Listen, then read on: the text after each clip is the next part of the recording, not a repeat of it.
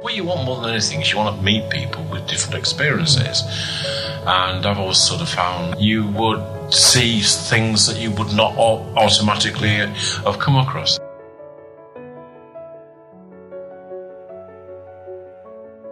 Hello and welcome to the Parliamentary Review podcast, the podcast that examines leadership. I'm Jonathan White, and in each episode I'm joined by directors, CEOs, CFOs, government ministers, chairmen, presidents, maybe one day even the leader of the Liberal Democrats. That is if she has time while she's preparing to become the Prime Minister, just like David Still. The aim is to discover who these people are, the people who get up each morning and make Britain work. We discuss everything from the latest private sector and government IT meltdowns to what's going on in the high streets of our market towns. And of course, the innovation and success in the country that make it all worthwhile in the end.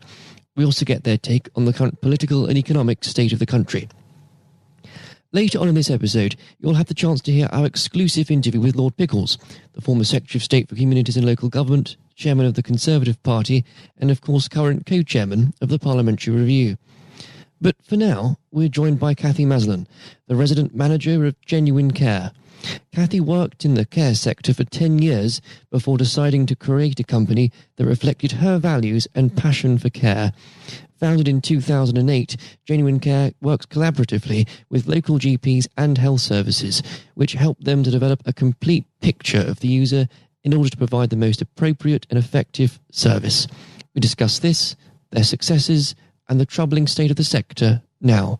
Cathy, welcome. Thank you. Thank you very much for joining us today. And I thought we should get started really with the fact that it's been quite a few months since obviously Genuine Care has been in the review. I think the listeners would love to know what you and the team have been up to since. Right. We've been working very hard, obviously, and retraining our carers as well is, very expensive in the care sector because it has to be done. Unfortunately, no one classes the home carers as skilled workers at all. And in fact, they could, with the qualifications they've got, they could go and work in a hospital and earn like minimum £15 per hour. And do a lot less work for that £15 as well. For example, like medication. In the hospital environment, there's 2 people. In the home care environment, you're only expected to do 1. Now, in the Bromley area, certain areas are deciding to stop Dorset boxes and blister packs, which is increasing the medication risk, and they're putting it all down to cost.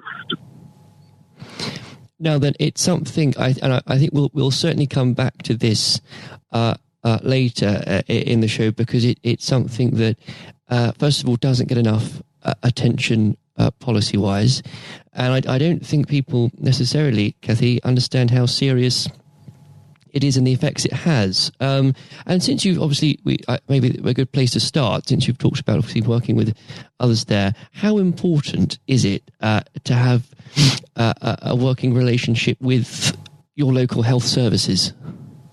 It's crucial. Under the Care Act 2014, working together in an open and transparent way makes it work so easier.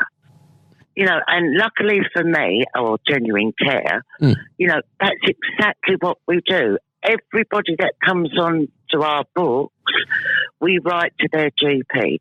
We introduce ourselves.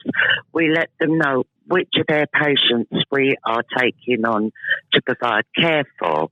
We ask for a medical summary. If somebody, because of their illness, is prone to infection, we will ask for emergency supply of antibiotics. That has proven, as in our care quality inspection, that has proven to stop unnecessary hospital admissions. So therefore, surely it's financially viable for everybody to work together. And it's quite extraordinary, I think, Kathy, that there are those out there that really don't see that connection.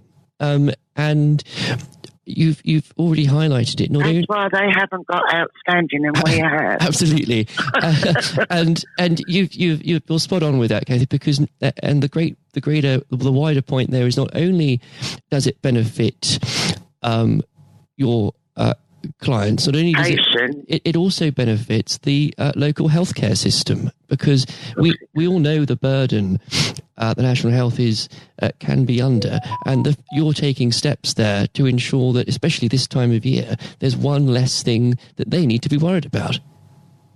Correct. Correct. And also, I'm aware when people are being discharged from hospital and they are deemed medically fit, that isn't always the fact. And also, we are not given the correct information either. Like the OTs will say, oh yes, they can walk up 5 steps. They can't. They really can't.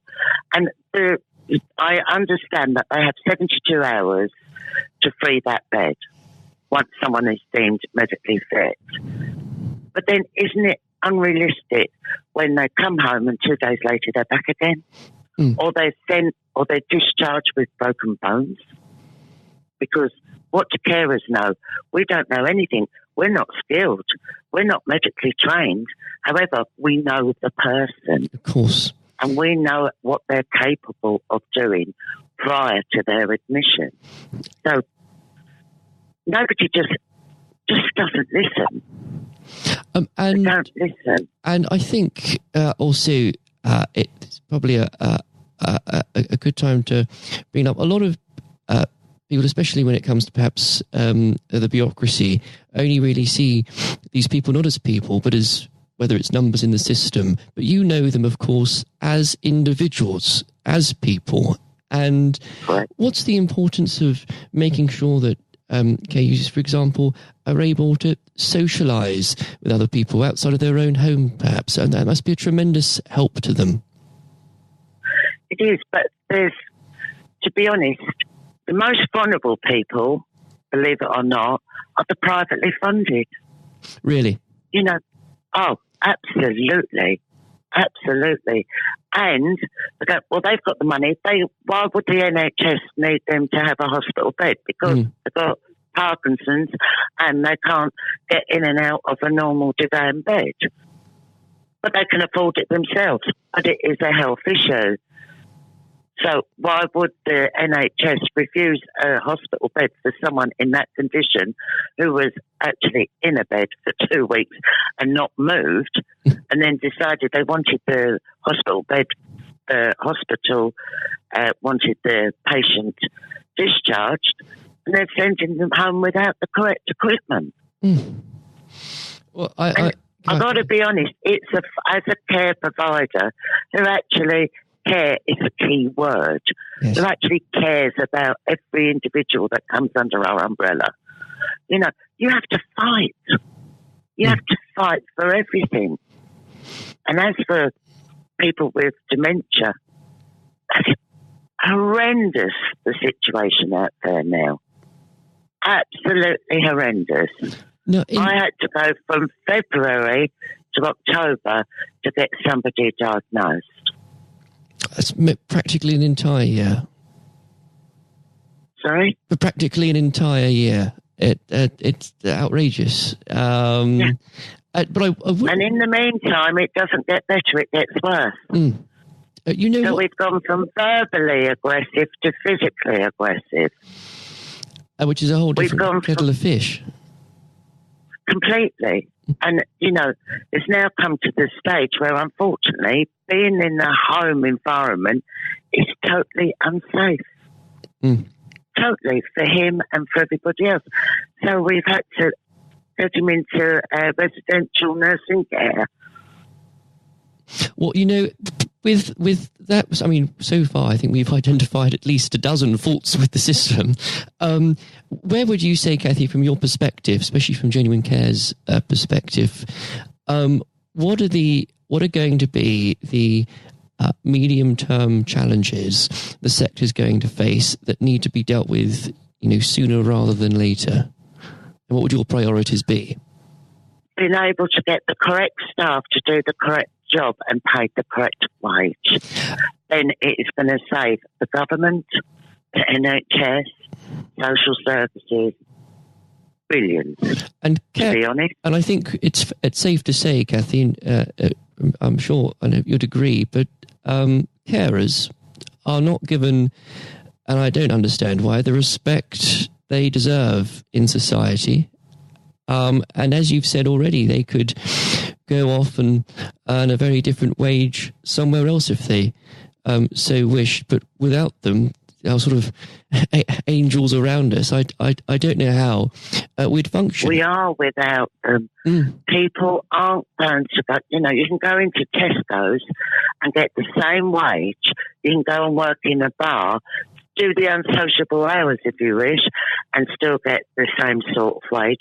But you're not having to go continuously on training courses.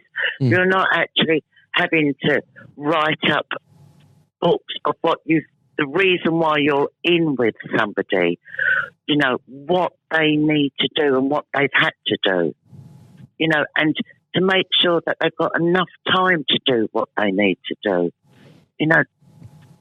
It's so unrealistic, but, especially for people that are being funded by local authorities, it's just unrealistic.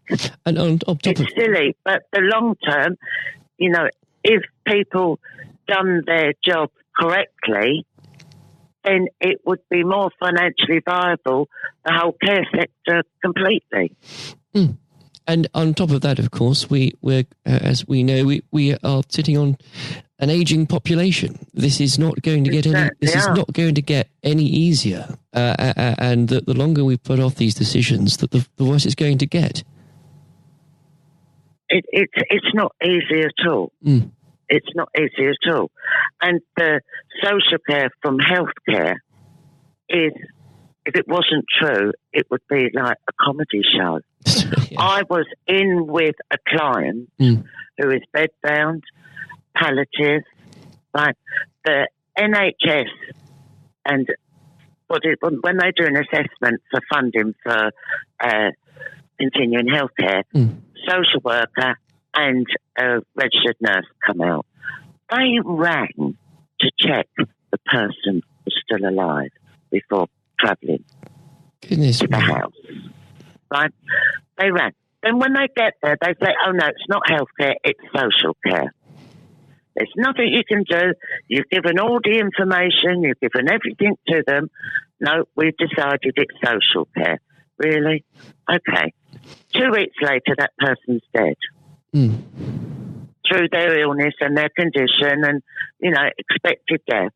But didn't have their funding. Weren't able to get the funding to help. It's criminal, to be honest. And if you're a serial killer and, you fall ill in the prison, your last rights are adhered to.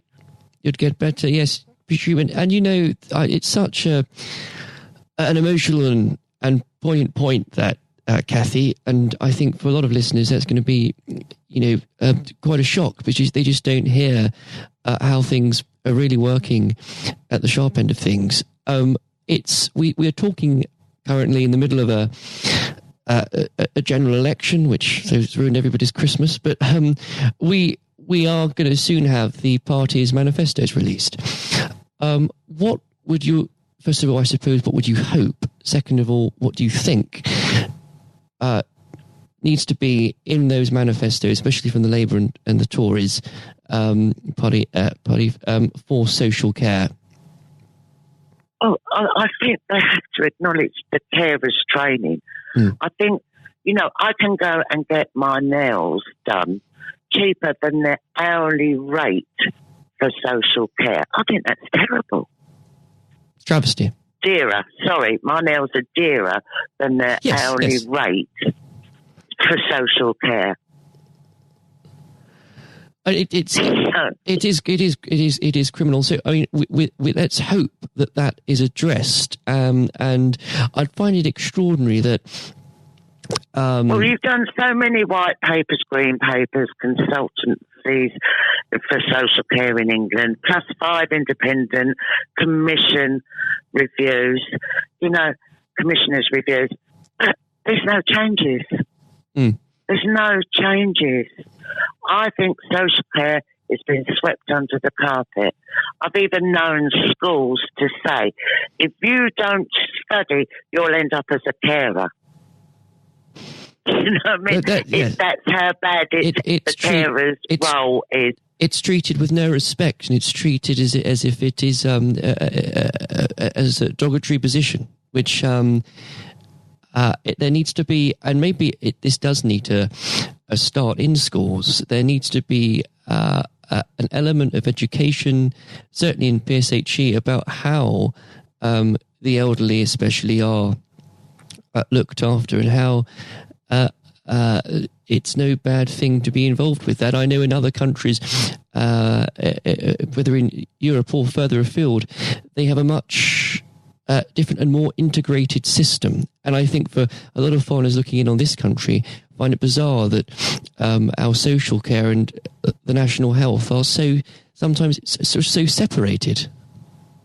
Yes, absolutely. And they were supposed to be, joining together, and they're not. They're not. No, nothing has. Absolutely not. I think social care, quite frankly, has been swept under the table. No, and I think I really do. Swept under the carpet. Don't worry. The hospitals, the GPs. Yes, that's all part of. I've got to be honest. The mental health side, and we're in an ageing population. People are suffering with dementia and Alzheimer's, and a GP will refuse to do a mental capacity assessment to diagnose with someone's got dementia. When you've got somebody who lacks capacity, you can actually help if you've got the correct diagnosis. Yes. There's ways of managing the risks that they will face on a daily basis. But so what I've had to do is I've got a team of solicitors in Tunbridge Wells who look after elderly care, lasting power of attorneys. I've had to keep so many people safe from, every day. On their daily lives. Extraordinary. And we had to even go privately when it's affordable to get a diagnosis because the GPs are refusing. Well, I think we'll certainly talk again, Kathy, but let's hope that I think after this election, whatever the result, there's going to be some sound and sturdy promises in the manifestos at last regarding this, because it's criminal, as you said, that it's gone on for so long like this. But I should re-emphasise, obviously, that yourselves at Genuine Care really are extraordinary providers, evidence not only by the CQC reports, but by the feedback from your clients. You've clearly, apart from working exceptionally hard every day, managed to build up this extraordinary organisation. But what, Kathy, would have been the key lessons you've learnt? And to those that might follow in your footsteps one day, what would be the lessons you'd pass on that's guided your philosophy over the years on this? To listen. To listen, and then to ask questions to the appropriate people, and then you can't go wrong. It's as simple as that. You do make it sound very simple, but it is simple and then matching the carer rightly for the individual, and making sure that your staff are not only supported but regulated as well. Yes, but you don't have to go around, like marching in, right? To make it the reason of our success in genuine care is we all work as a family, and we listen to everybody, you know, no matter what they've got to say, you know. And I'm not being rude. Novices need to be supported more, a lot more. But then saying that, other people have come from other care environments and maybe picked up bad habits. Yeah. So you have to get them out, the bad habits as well. You know, you have to work as a team. Not one person can do it. Not one. Well, I think you have to be teams. I think that's exceptionally some wise words to end with. Kathy, I hope we can speak again, because I know we could talk about this for hours, but we probably shouldn't. But Kathy, thank you very much for coming on today. No problem. Thank you for listening. I hope you all enjoyed our chat with Kathy, and especially learning more about the challenges facing the sector and how the whole team at Genuine Care are continuing to raise standards. If you haven't heard it before, coming up now is our conversation with the Parliamentary Review's co-chairman, Eric Pickles. Lord Pickles served as Secretary of State for Communities and Local Government in David Cameron's cabinet before receiving a peerage in 2018. Lord Pickles remains active as the United Kingdom's anti-corruption champion and the country's special envoy for post-Holocaust issues, as well as being a keen vexillologist. That's flags to you and me. I hope you enjoy listening as much as I enjoyed speaking to Eric. Here it is now.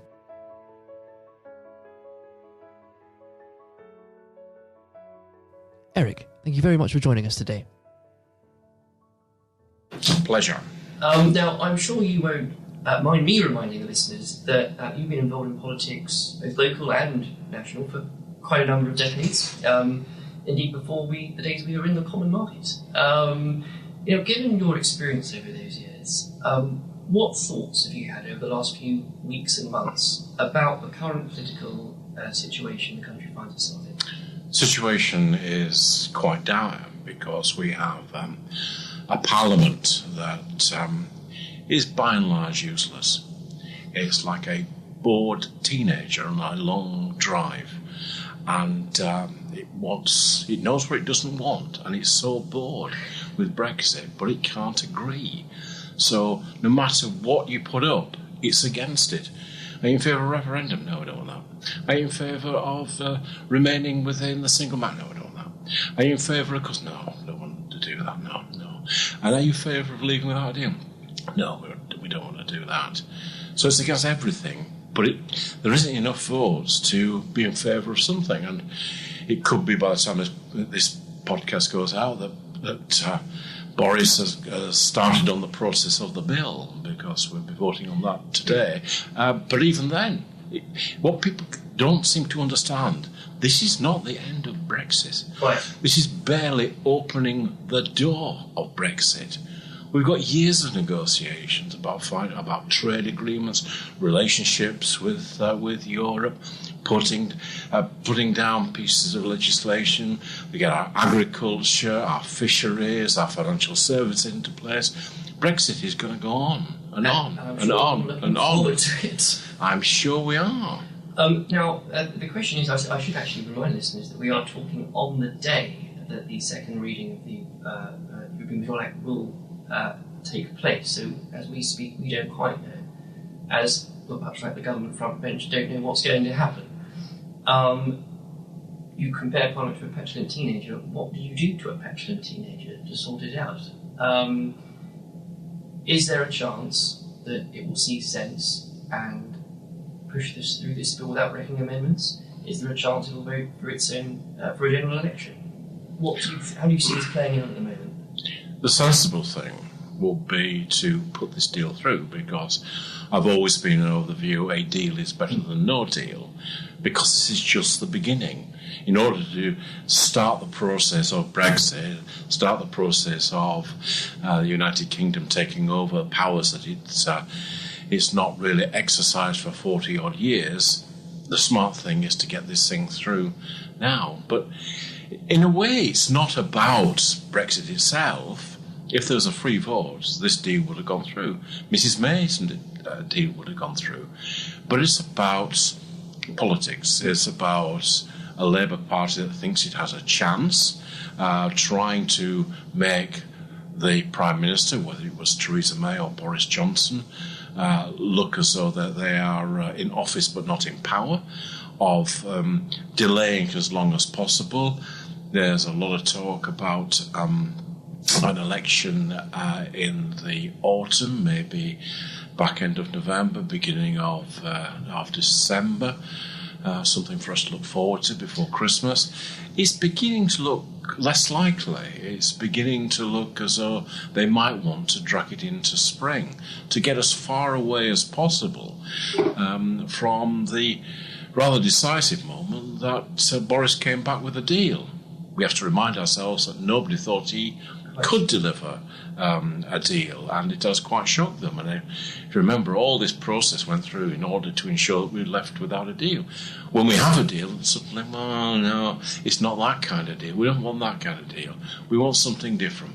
I think the vast majority of people in this country, whether Remain or Leave, now would be very satisfied for this to come to a amiable conclusion. And as correctly just said, because when it does come to those in the opposition who claim to want this to end, and then introduce wrecking amendments that introduce new objections to it, the general public are getting quite frustrated.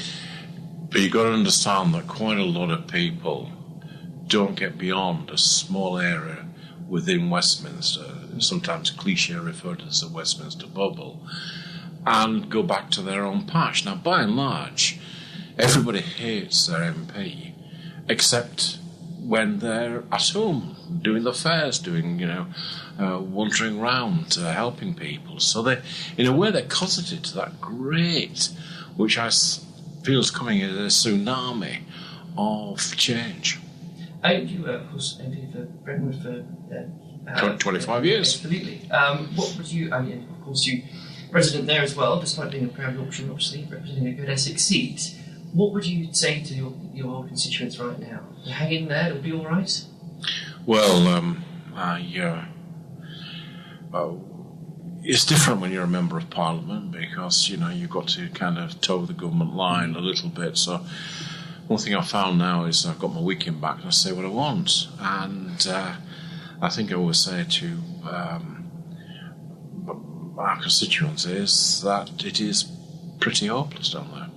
Excellent. Well, on that, I think, honest assessment, it's something I think the Parliamentary Review has always done quite well, talking frankly about problems, issues, and also not just good practice, but leadership. Well, I was used to read it when I was a member of Parliament, because, what you want more than anything is you want to meet people with different experiences, and I've always sort of found it quite a kind of a chatty magazine, but also you would see things that you would not automatically have come across. I certainly have attended the receptions over the year, and it's amazing the things you kind of pick up. And I think it's important to stress it's not because politicians are uninterested, because honestly, as you'll know more than anyone, it's an issue of time. And to be able to have a channel and a platform where you can keep communication lines between businesses, schools and policymakers is so exceptionally important. I think so, and it's important that it's beholden to nobody. People, pay to be part of the publication, pay for to be members, and it's a way of not beholden to government, not beholden to anything. You're echoing the words, of course, your fellow Chairman Lord Blunkett has said.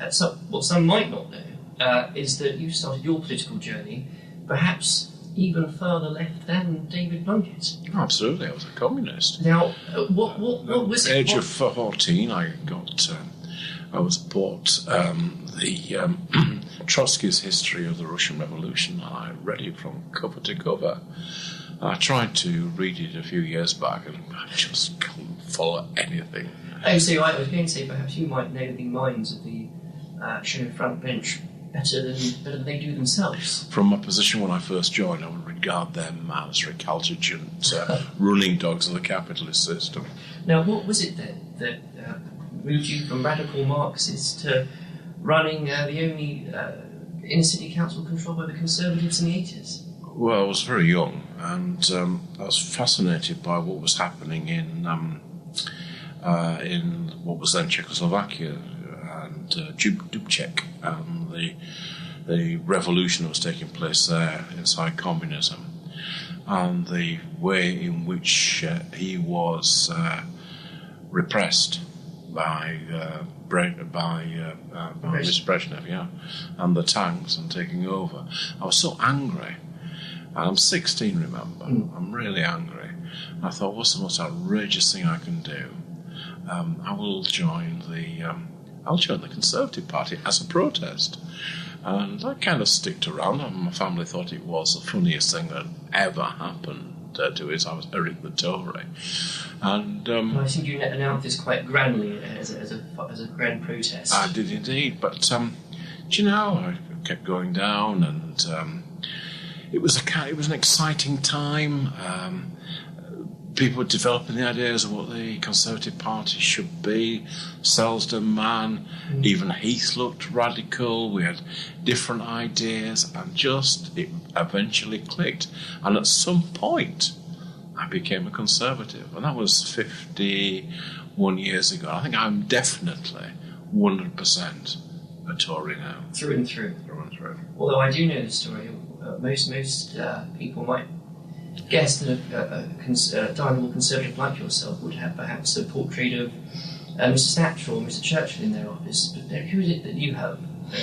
I'd Che Guevara. Which I always had him over my left shoulder for visitors, and they always used to you see their eyes going up and thinking, who, I can't possibly be it. Someone asked me if it was Desi Arnaz. I thought it was married to Lucille Ball. But no, the reason I did that was to remind me and to remind my officials that without constant vigilance, the cigar-chomping commies would take over. I'm sure David Bunk was in the room to reply then, actually. But in that long journey, you eventually ended up, of course, in 2010, doing something most Conservatives would never thought they would have to do, but in a coalition government with of all people, the Liberal Democrats. That's right. Now, something I think perhaps today more than ever, people and our politics seems to be almost wholly determined on how we voted in a referendum 3 years ago. Yeah, I mean, the most normal thing would happen after something like that would be the country would come together, and if anything, we're more divided. I mean, I thought working in the coalition, I'm proud to have been part of that coalition. I'm proud to have worked alongside the Liberal Democrats, who I think realise that, like all minority partners in a coalition, they would suffer at the polls. Do you think we've lost the ability recently as a people to work with those that we might disagree with on issues more than we used to? I'm not sure that's right. I mean, you can see various members of the Conservative Party working closely with Liberal Democrats and Labour to defeat their own government, but it's not a thing I think I would want to encourage. Quite. And I should remind listeners, we are recording this in Victoria, just over the road at Cardinal Place, a fantastic new development site which wouldn't have been there without some of your legislation. What was the proudest? I personally approved it. Absolutely. What was your proudest moment, do you think, in serving Secretary for 5 years? It's my actual proudest moment. We did a thing called Troubled Families, which was the first centre-right attempt to deal with poverty and to deal with difficult families that were causing a disproportionately large amount of call upon the state, and it was on the basis of tough love. It was on the basis of getting people into jobs. It was about dealing with the kind of the family as a whole, not just one or two individuals that were having a problem.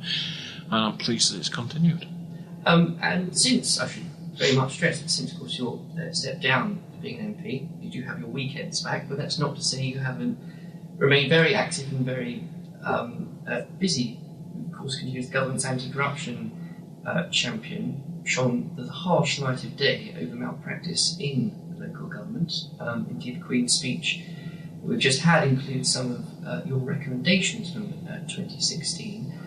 I think a couple of things on that. First of all, are you surprised, I may imagine you may not be, at some of the backlash towards, in this country, introducing voter ID for voting? It is absurd, and it's particularly absurd coming from the Labour Party, because it was largely Labour's vulnerability that got my interest in trying to do something about it. And it's a bit like saying, you're requiring people to show some ID, that this is suppressing voting. It's a bit like saying the post office is suppressing parcels because they demand to see some ID. I think they've got a bee into their bonnet that this is something like that goes in the state to repress it. It's not. It's about giving confidence to the system. Now, the Electoral Commission and foreign observers have warned us for such a long time that our electoral system is vulnerable. And it's to misquote John Major, we are really sort of old males cycling to evensong and warband. Yeah, I mean, it's such a basic thing. It's an important thing. And it was kind of interesting in some of the trials. They did a focus group with a bunch of young Asian girls. And they said they thought the process of a photo ID would actually give them a greater confidence in the fairness of the system. I make all kinds of recommendations to stop postal vote harvesting, to stop various fraud taking place, to stop intimidation at counts, to stop intimidation outside polling stations. And I think you referenced it earlier, the Westminster bubble. A lot of the places where this occurs and the places where this does go on are places where perhaps many people in the press don't usually go to. No, they don't. We saw a YouGov poll that said the overwhelming majority, well in the 60%, thought this idea was sensible.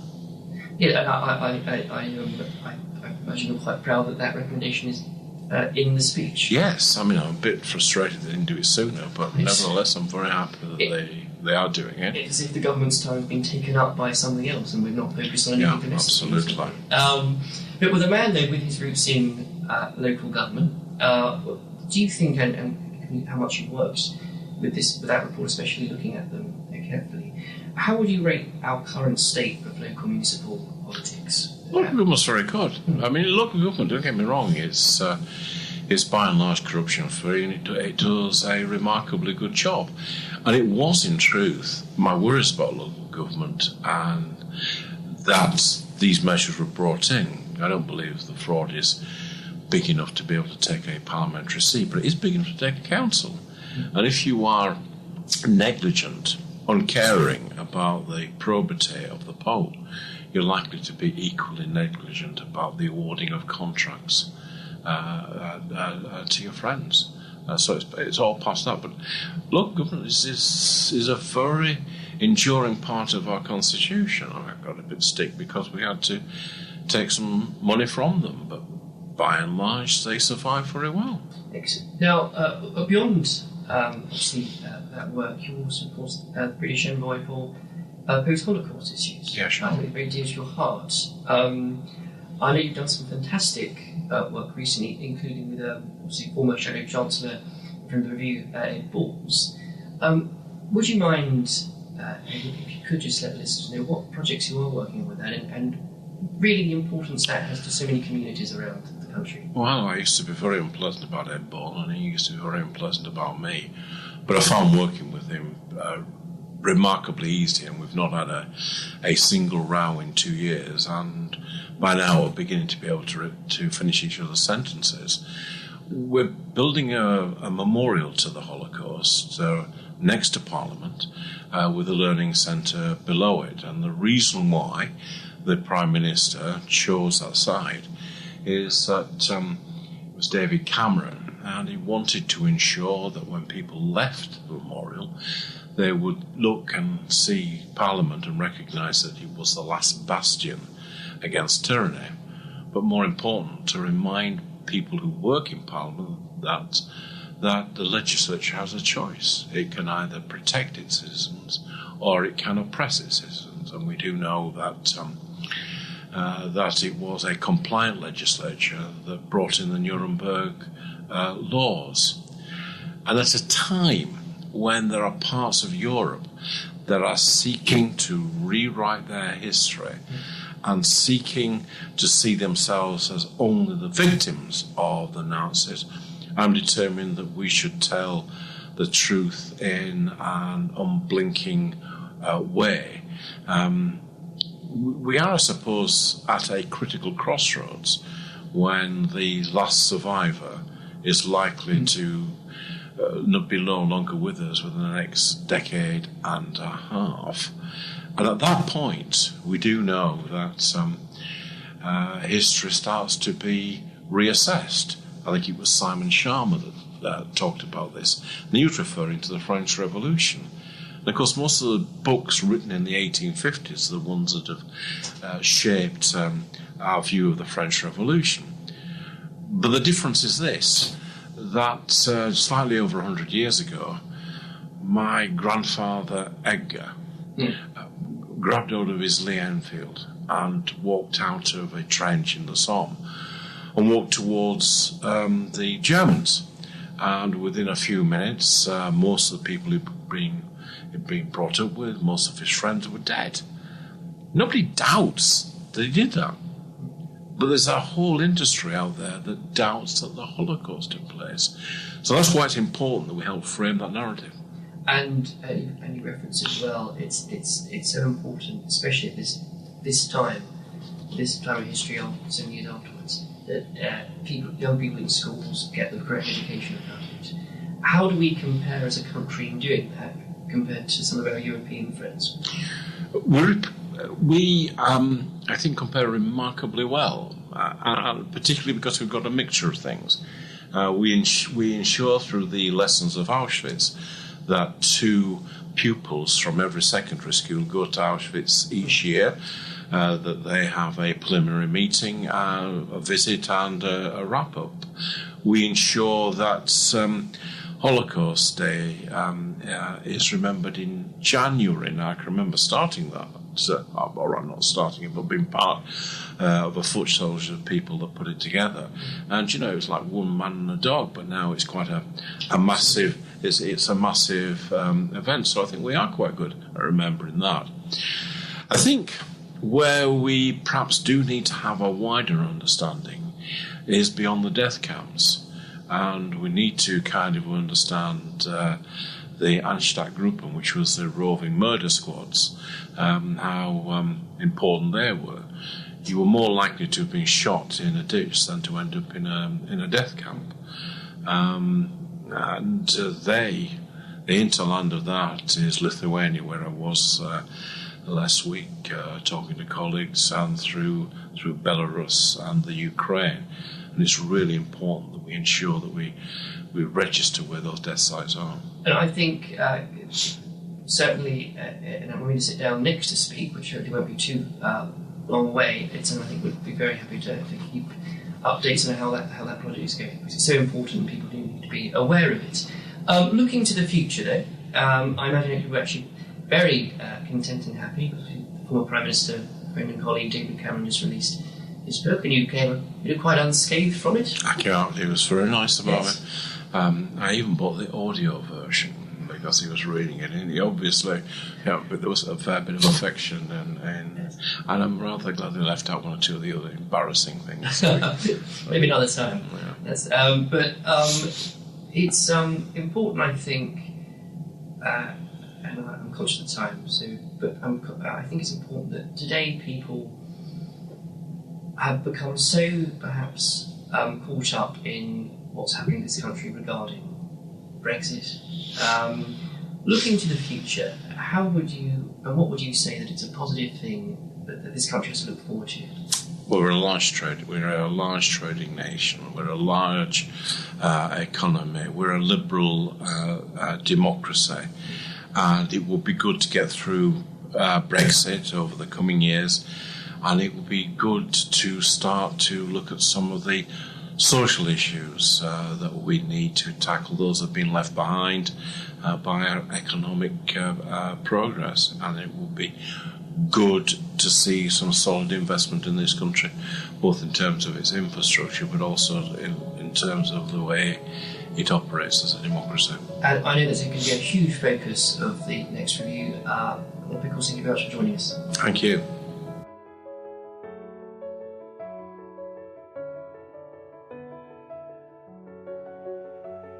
As always, it's been a pleasure interviewing and learning from our guests. I hope you all enjoyed listening. Until next time, I'm off to the Windsor Castle to raise a glass to raising standards. Goodbye.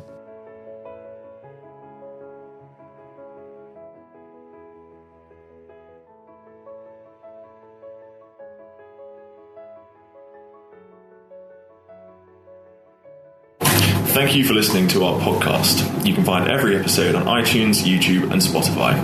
The views expressed by each guest in the podcast are their own. They do not represent the opinions of the Parliamentary Review, Westminster Publications, Lord Pickles, Lord Blunkett, David Curry or any other guest on the podcast.